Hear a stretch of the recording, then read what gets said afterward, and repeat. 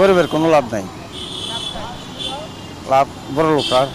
যেমন যে বাজেট হয় এটা তো জনগণের নিকট, জনগণ থেকে নিয়ে বাজেটটা হয়। এই কাজ করার পরে সরকার আরও ঋণী হয়ে যায় বাইরের রাষ্ট্রের কাছে।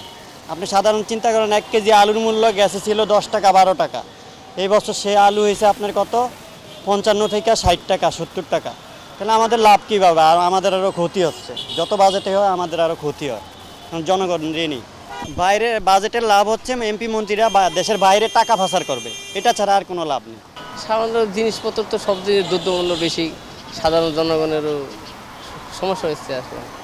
দলীয়ভাবে যেটা হইতেছে সবাই মানিয়ে নিতে, সরকার যেটা করতেছে মানিয়ে নিতে হবে। এই সরকারের বাজেট, ও সরকারের বাজেট না, এইগুলা তো অনেক অনেক কিছু, সব কিছু সব কিছু তো বাজেট আন্দাজ সব জিনিস দাম কমতো চা। আমাদের কি হবে? আমাদের গাড়ি চালাই খাতে হবে, বাজেটে তো আমাদের কোনো লাভ নাই। আর কিছু ঘর ভাড়া বাড়বো, এমন জিনিসপত্র সবকিছু দাম বেশি, আরও ঘর ভাড়াতে বাইরে গেলে তো উপায় নেই। পানির বিল আছে ভিন্ন, কারেন্ট বিল ভিন্ন, লস তো বাবা। সত্যি বলতে আসলে আমাদের জন্য খুবই কষ্ট হয়ে যাচ্ছে। এখন জিনিসপত্রের যে দাম, মানে ব্যবসায়ীরা যেভাবে আর কি দামটা চড়াইয়া করে বেড়াচ্ছে, এটা আসলে হাতের বাইরে।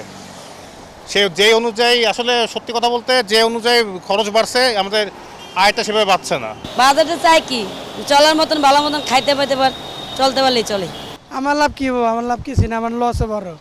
দ্রব্যমূল্যের দাম কমলে আমার গরিব মানুষের জন্য সুবিধা হবে। বাজেটে এখন সরকার যা করবো তাই, আমাদের তো কিছু করে নাই, যেমনি পারবো।